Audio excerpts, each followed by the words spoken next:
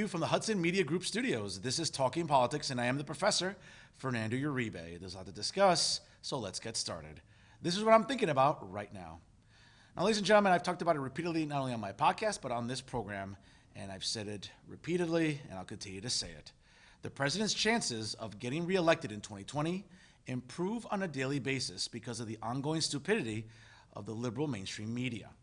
Now, I've cited numerous examples over time, but here's the latest one that should really get you angry. Now, the mainstream media since Sunday, and even some Democrats in Congress, just cannot bring themselves to give President Trump a win in the court of public opinion and even in the form of foreign policy, as it pertains to the raid that ultimately killed the infamous ISIS founder, Abu Bakr al-Baghdadi. I'll say that again. We should be happy that one of the world's most infamous and despicable terrorists is now 6 feet under. But you wouldn't know that waking up Sunday morning, whether you watch any of the Sunday morning talk shows, or even reading social media, or even some of the mainstream press. And you would think that this is something that we should rejoice about. ISIS has been a global terror network for some time. They've caused countless hardships and sorrows for families all over the planet. And you know what? When I hear about al-Baghdadi's death, I don't know about you, that brings a smile to my face. But the fact that many in the liberal mainstream media can't seem to do that for the president only reminds us about a simple truth. They seem to be fixated and obsessed with sort of bringing down the president at every turn. Now, let me be very clear, and I've talked about this repeatedly on this program. Yes, the president is a very flawed man. Yes, the president lacks decorum. Yes, the president lacks civility. Yes, the president lacks a filter. These are all qualities that we're not used to seeing in the commander-in-chief or the chief executive of the United States. But folks, let's put petty political partisanship aside, and let's just give the president a win here. Didn't we all hear back in 2012 with the killing of Osama bin Laden how this is such a great victory for President Obama? Hey, listen, I'm the first one to say that it was great, and I applauded the president at the time for doing so. The mastermind of the 9/11 attacks, whether it was in New York or Washington or in Pennsylvania, deserved to be murdered. And you know what? He was. And we all rejoiced in it. And we gave the president a win at the time. Why can't we give the current president the same type of win? Oh, I get it. The liberal media doesn't want to do that. And you know what? This is one of the reasons why more and more Americans distrust the mainstream media. And the problem is that as uncomfortable a truth as that is, we need to start sort of accepting it. And now, again, going into 2020, one of the things the president has going for him is the strength of a good economy, record unemployment for women, record unemployment for people of color, very considerable criminal justice reform, and now a lot of foreign policy wins, this one with the assassination of al-Baghdadi being the biggest. And why can't the liberal mainstream media just give the president a win? That's what I'm asking. Now, again, whether or not you think I'm like this sort of adamant and very avid Trump supporter, well, I'm not. I support the office of the presidency. I don't always support the president and his character and his behavior, but I support the office, and I support what the office does. And what we've been seeing, folks, for 3.5 years are policies that have helped the American people. I get it. The president comes off as dishonest sometimes. The president comes off as very disingenuous. I understand all that. He was never very honest or very genuine even before he took office. So I can listen, I understand why people are sort of anti-Trump or sort of hate the president. I understand all that. But folks, if we're going to be rational and have some sort of objective conversation about policy, this policy on Sunday worked. Now, again, whether the liberal mainstream media wants to admit it or not, I don't know. But if you watched, again, the Sunday morning talk shows, and you even read social media, whether it was Twitter, Facebook, or Instagram, you wouldn't know it. It seemed like almost the biggest story Sunday morning was the fact that the Washington Nationals lost to the Houston Astros during Game 4 of the World Series. Again, that's an important moment, sort of in the American pop culture scene. But on the grand scheme of things, the killing of al-Baghdadi should have taken center stage, and that wasn't the case. Again, you could look at the Twitter feed, you could look at all sort of the screenshots that we were subjected to since Sunday morning, and you wouldn't know it that the president got a victory here. All we've heard was sort of criticisms, sort of denigrations by his opposition, and quite frankly, folks, this doesn't help any sort of narrative. And this is what really pisses me off about sort of the liberal mainstream media. I get it. You want to report the news, fine, but when you have an agenda, people see through it. And one of the things that really sort of just reminds me about how people dislike the mainstream media on a daily basis. You know, I've said it repeatedly on my Twitter account, on my Instagram, even on my Facebook. The reason I call cable news networks like MSNBC and CNN garbage, or whether I call the Huffington Post, or whether I call actual tangible newspapers like the New York Times and the Washington Post itself absolute trash, is because they're acting like it. they're doing an immense disservice to the American people. And I get it. The press is sort of like the fourth wall for us. It's what we hope is honest, objective, and credible.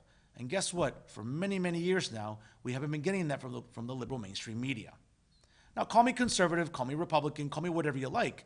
I'm just being honest here. Now, again, are there some in the liberal mainstream media that are objective, that have credibility, that have integrity? Sure. But to be honest with you, I can't really count a lot of them even on one hand. And the problem is that amount is shrinking more and more each and every day. They seem to be sort of fixated on sort of destroying the president. And I get it. They don't like the president. They don't like the fact he was elected, and he was elected, fair and square back in 2016 with winning the Electoral College. The problem is that, you know what? It's almost 3.5 years later. Take the L with grace.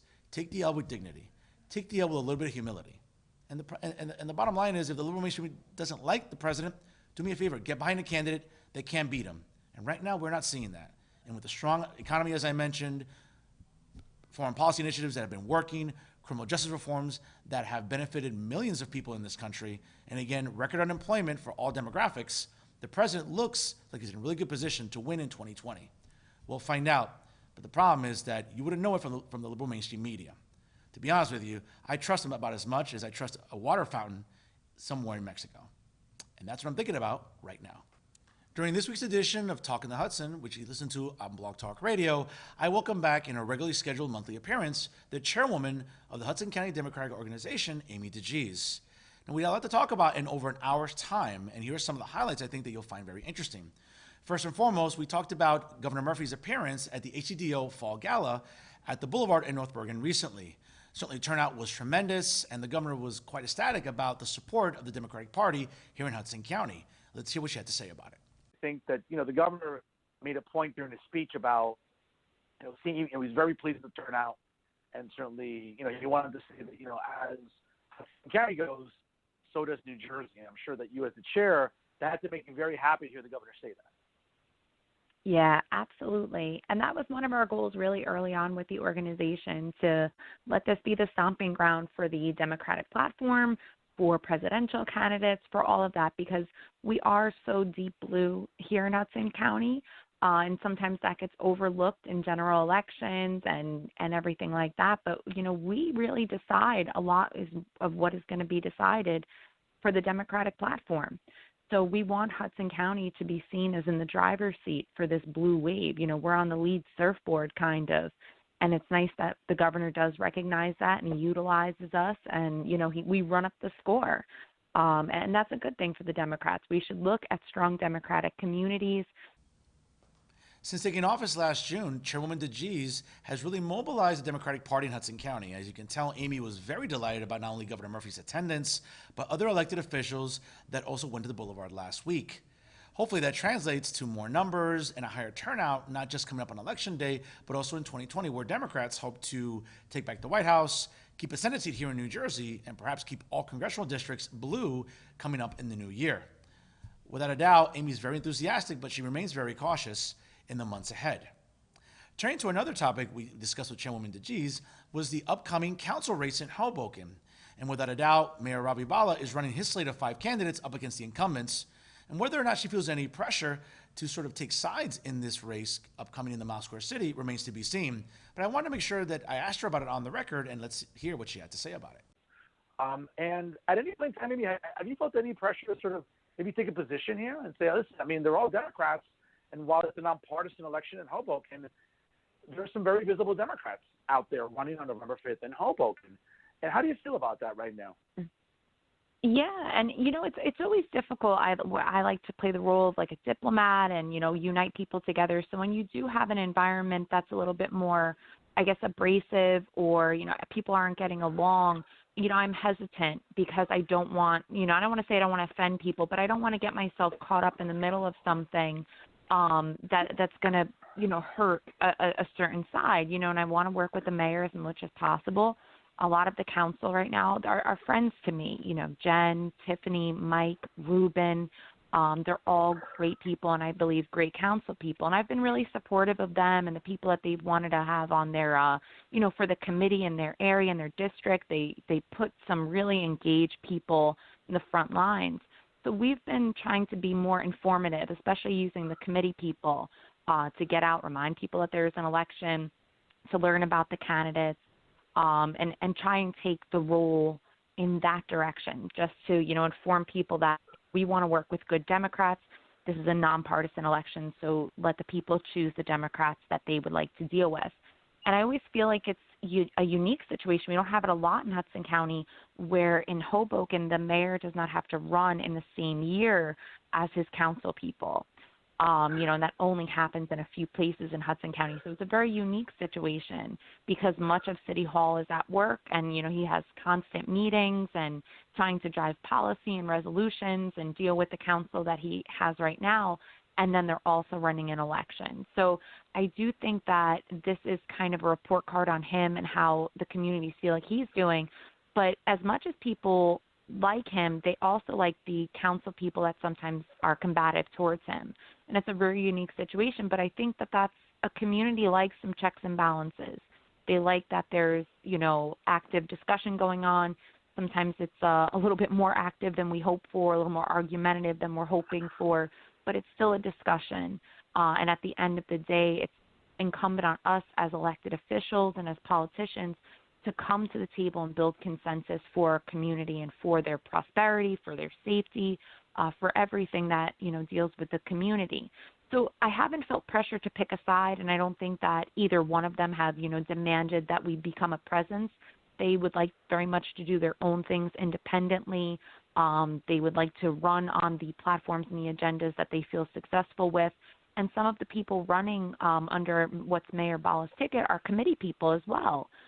So we're just trying to use this as a way to make sure that the HCDO is a transparent organization. There's a really bad label that we're a machine and that, if you run on the line, you're a guaranteed winner. So this is a good example that the HCDO could be a tool to inform and engage voters and allow the people of Hoboken to decide what's best for them.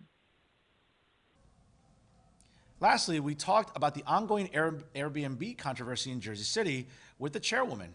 Not only is she the chair of the Democratic Party here in Hudson County, but she's also a Jersey City resident. And there's a lot that's been said in recent weeks leading up to the ballot question coming up on November 5th about whether Airbnb should have the current regulations remain intact or whether or not Airbnb should have no accountability at all. She had a lot to say about the issue, and let's hear what that was. When you think about this ballot question, what comes to mind? Because it seems like everyone's taking a side. 2 weeks ago, I talked about this on not just only the podcast, I talked about it on my studio show with Hudson Media Group. The Jersey City EA started throwing their name in the ring and saying, listen, we're going to take sides in this. And now last week, the Jersey City NAACP now started taking sides in the Airbnb debate and battle. We've seen elected officials take sides here. We've seen activists take sides. We've seen Airbnb put money into a political campaign. Amy, this is getting messy. And again, I know you don't want to come on the air tonight and sort of influence anybody per se, but when you look at this issue about Airbnb in Jersey City, how does it make you feel? So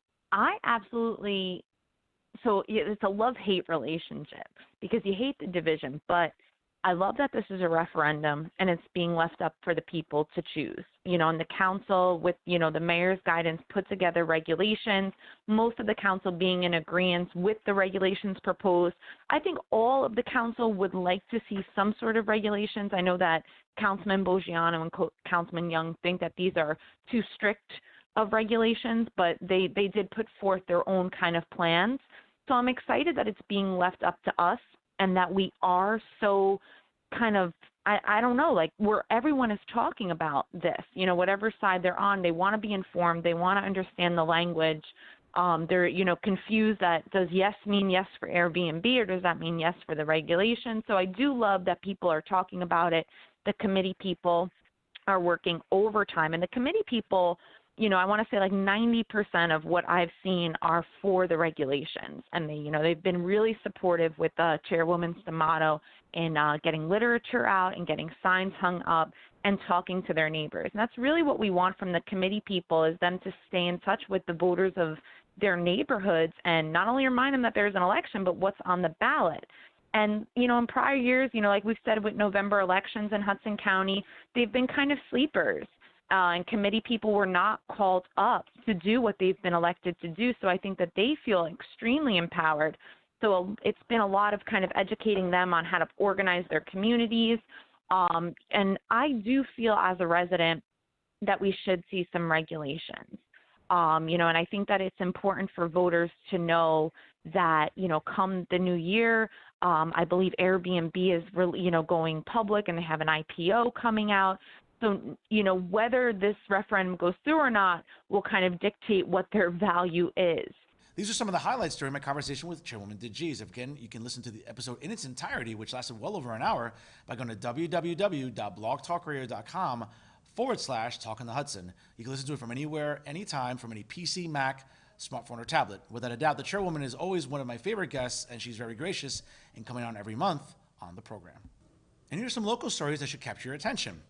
First off, nearby in East Rutherford, and even though it's at Hudson County, I know a lot of Hudson County residents are delighted that the American Dream Mall is now finally opened. Now, with their certificate of occupancy coming through last week, Governor Murphy and many in attendance were really ecstatic and actually relieved that the mall is now finally open after this 15-year-long journey to finally get it up and running. Now, without a doubt, it'll have something for everybody. It'll have an NHL-sized rink for the upcoming holiday season for parents and kids alike who love to go ice skating. The Nickelodeon theme park, I'm sure, will be very fun and interesting, as well as other retail stores that will make the shopping experience, I think, a pleasant one for all who frequent the mall. The problem is that, during opening weekend, there was no charge for parking. But effective immediately, that's all going to change. And I'm sure this is something that will not sit well with many consumers and many shoppers in the tri-state area. Now, just to sort of put in perspective here, on a regular day, the American Dream parking cost consists of the following. So anywhere between 0 to 29 minutes will be free. So if you have to sort of run in and out, that's great. It won't cost you anything. But anywhere between 30 minutes to 3 hours will run you $3. You know what? That's reasonable, not too bad. The problem is it gets a little bit worse. Up to about 5 hours will result in $4. Up to 7 hours will result in $5. Up to 8 hours will result in $6. And let's be honest, if you're there for over 8 hours, which let's be honest, you can find something to do there for a long amount of time, it'll run you $24. Now, there's also going to be a flat fee rate of $30 anytime there's an event nearby at MetLife Stadium, whether it's a concert or the Jets or Giants are playing during the NFL season. So, folks, it's not only going to be expensive to shop there, most likely, with some of the retail available, but it's going to be expensive to park there. Now, of course, you can take a train to the East Rutherford stop at MetLife Stadium. New Jersey Transit buses will run there, but I don't know about you. I like to drive to a mall, just park, go about my business, shop, and leave. The idea of having to sort of fork over more money to park, I'm not a fan of that. And I know that's the reason why a lot of residents don't like to pay for parking in Jersey City when they go to Newport. Again, that's a great mall. It's nearby. It's local. You have to get something quickly. Hey, it's great to get there. There's a light rail stop. There's those New Jersey Transit buses that go there. But you know what? It's convenient, but I won't pay for parking. And that's one of the things that I find might be a struggle in the early stages for the American Dream Mall. Whoever wants to pay for parking, again, remains to be seen. Now, the stores hopefully will get a clientele. The theme park, the ice rink, the roller coasters, everything's going to be something that'll be fun for everybody. But as far as I'm concerned, I don't think a lot of people want to pay for parking. And I don't know about you, but during the upcoming holiday season, where we're trying to be as judicious as we can with our money and sort of maximize our shopping experience, every dollar counts. And I don't think a lot of people will want to go to the American Dream Mall knowing that they have to pay such exorbitant prices if they're going to be there for long periods of time. I don't know about you, but we'll stay tuned and see what the feedback will be from nearby residents and shoppers alike when it comes to shopping during the holiday season and whether or not the mall will even exist in 2020. After 15 years and billions of dollars in construction costs, we're hoping that the mall doesn't sink like a lot of these parking rates might sink people's wallets as well. Here's another local story coming to you from Hoboken, and now with Election Day soon upon us, Mayor Ravi Bala and his council slate, in sort of a blockbuster announcement this week, are proposing term limits. Now, as reported by Insider NJ earlier during the week, Mayor Bala and his team council slate proposed term limits for not only the Hoboken City Council, but for the mayor and the office itself. Now, the proposal limits council members and the mayor to 2 consecutive terms, which totals 8 years. The slate members pledged that if elected, they would seek to pass the proposal and hopefully it would become a referendum question on the 2020 ballot. Now, the Team Bala Council slate, which is comprised of Migdalia Pagan Milano, Nora Martinez Dimbanero, Lisa Sprengel, Phil Cohen, and Kristen Creco Powell said, quote, "We need to encourage new energy and ideas of the city council and not career politicians who all too predictably play too many political games. This proposal seeks to limit members to 2 consecutive terms, and this will help us accomplish our goal." Now, the Team Bala Council slate noted also that their term limit proposals, joined with their Stamp Out Voter Fraud Pledge and pledge to support and adhere to Hoboken's pay-to-play reform and related campaign finance regulations, forms a sort of package full of essential reforms that are designed to protect the integrity of Hoboken government and elections and to open up elected positions to a broader array of residents. Now, the Hoboken council members and the mayors can serve as indefinitely as it pertains to unlimited number of consecutive terms.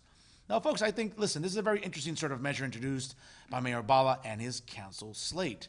Now, listen, whether or not we like term limits at the local level as opposed to the state and federal level remains to be seen.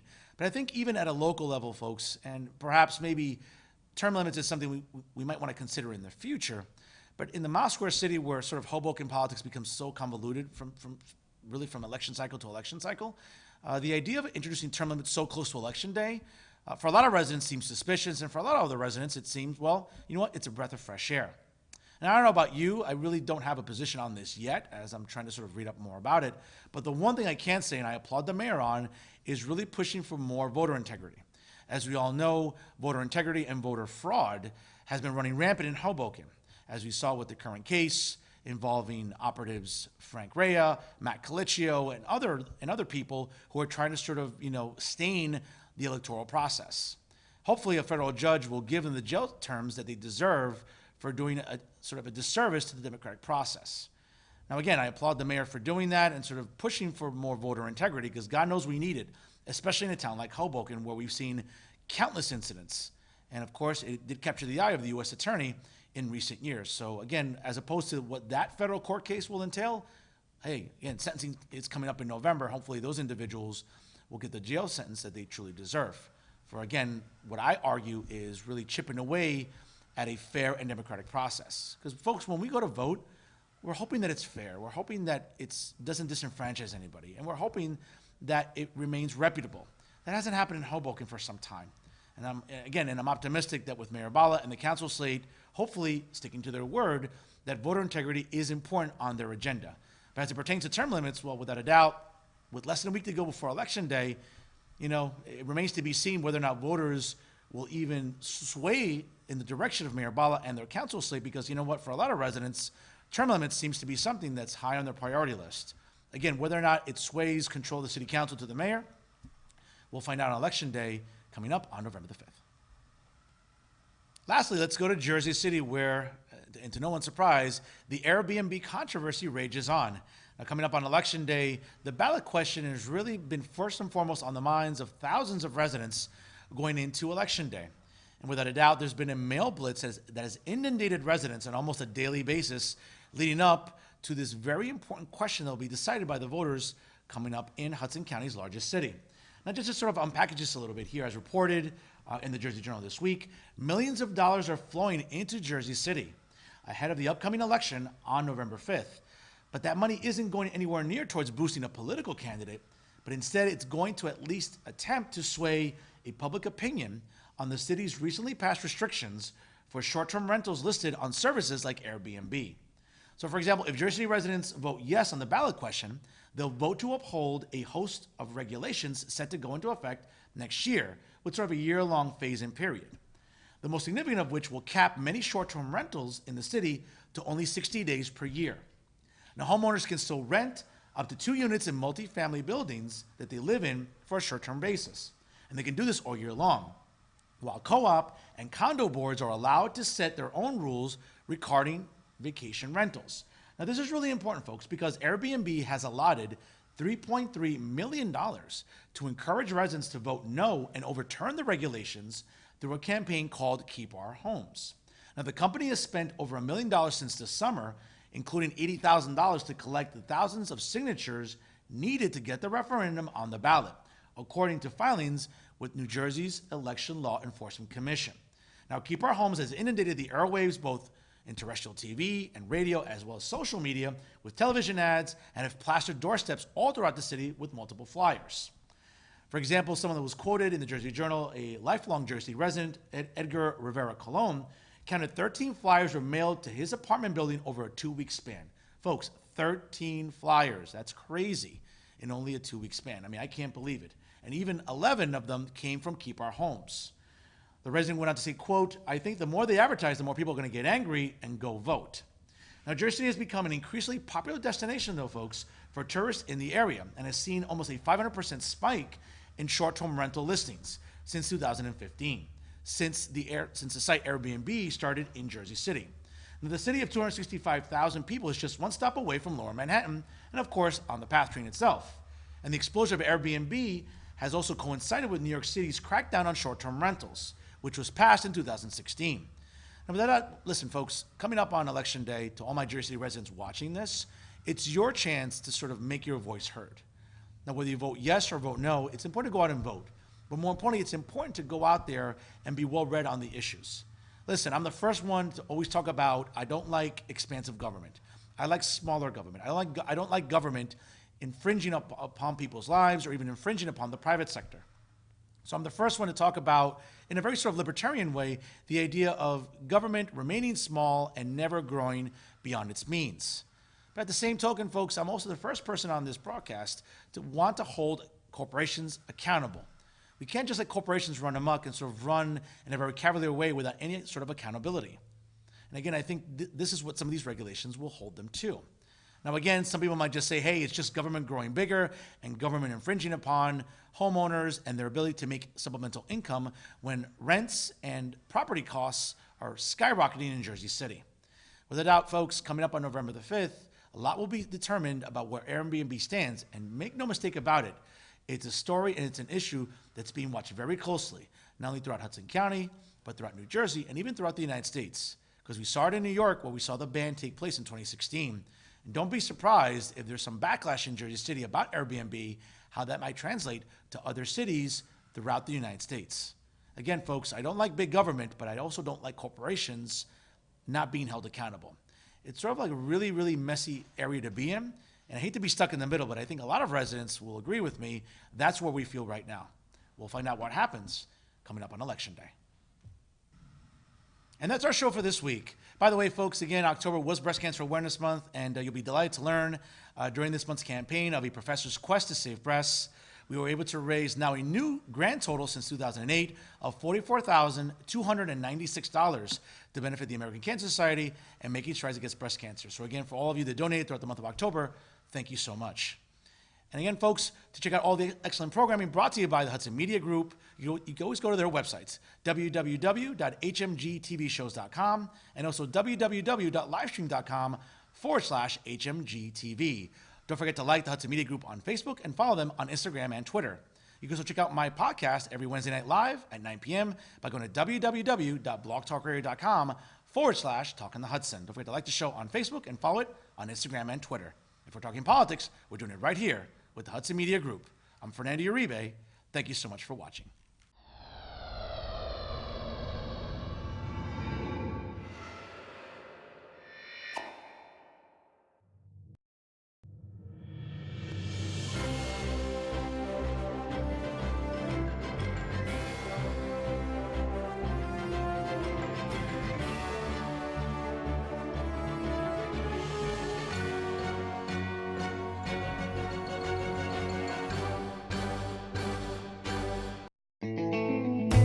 Don't forget to catch Fernando's podcast at blogtalkradio.com/talkonthehudson. New episodes available every Wednesday night at 9 p.m.